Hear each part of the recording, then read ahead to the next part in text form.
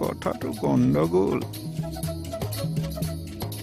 আপোনাৰ ল'ৰা ছোৱালী কেইটা? ল'ৰা ছোৱালী মোৰ 3জন। ল'ৰা 2টা, এটা হৈছে কৃষ্ণ কমল, এটা হৈছে মুটুকা। ছোৱালী এজনী, তাইৰ নাম হৈছে মণি।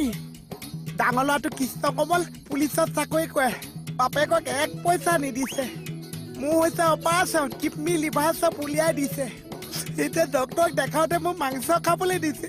বহুত পইচা পাম মোক নালাগিছে। আচ্ছা ৰ'ব মই দি আছোঁ আপোনাক, আপুনি ৰৈ দিয়ক অকণমান। দিয়া 1 কেজি মান দিয়া।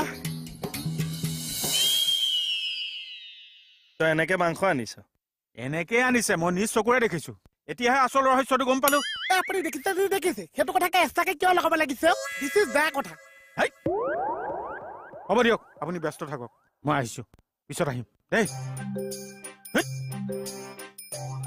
খানাটো এতিয়া ফিজ না?